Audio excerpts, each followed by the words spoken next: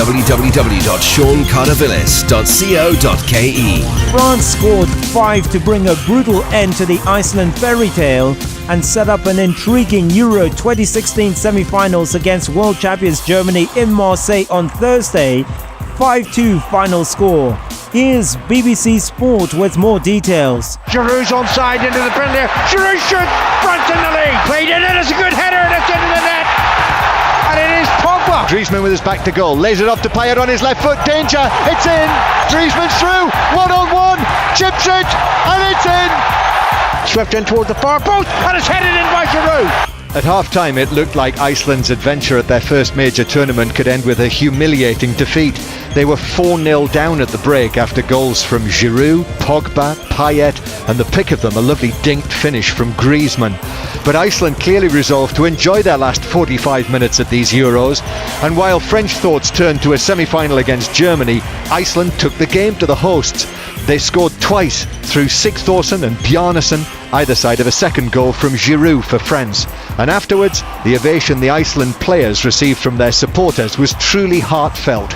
New Manchester City boss Pep Guardiola said he's moved to the Premier League to prove himself in England, and around 7,000 fans turned up at the Etihad Stadium to hear the 45-year-old speak for the first time as City manager. No, thank you for coming here in, of course, your house. It's my new house. I'm so glad to be here, and thank you for Manchester City for giving me this amazing opportunity to live in England, in Manchester, and to be part of my job in the Premier League, and I am pretty sure we are going to enjoy. I proved myself in where I was born, in Barcelona, in Catalonia, and after I proved myself in Deutschland and Germany, and after I want to prove myself, I am able with my people, with my staff, and of course with amazing players. In Formula One, Lewis Hamilton collided with Mercedes teammate Nico Rosberg on the last lap before passing him to win a thrilling Austrian Grand Prix. Here's BBC Sport. Lewis Hamilton won this afternoon's Austrian Grand Prix from pole position, but those two facts don't tell the full story. Hamilton was running second to teammate Nico Rosberg as they started the final lap of the race, and then the inevitable happened. They collided. Rosberg limped home in fourth place, his car badly damaged, while Hamilton streaked home to win his third race of the season. It couldn't have been a more controversial ending, and Hamilton now heads to Silverstone for next weekend's British Grand Prix, just 11 points behind his title rival. What an incredible race that was. It was incredibly tough. This track is amazing. Big thank you to all the fans for coming out today, because honestly I love it here in Austria. Every time I come, we have like the best hotel, the food is great, and apart from this, generally I really love it here.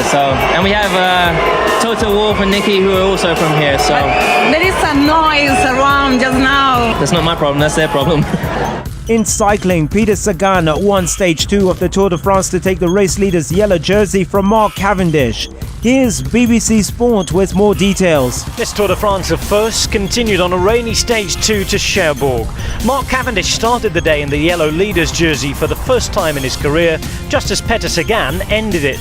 5 times a second place finisher last year, the world champion was quicker to the line than Julian Alaphilippe and Alejandro Valverde, the Slovakian winning his first Tour stage since 2013. Chris Froome finished the day inside the top 10, but crashes and punctures saw Alberto Contador and Richie Porte both lose time. Alright, don't forget there's more Tour de France action today, and also Wimbledon continues. Sean Cardavillis, the voice of sport.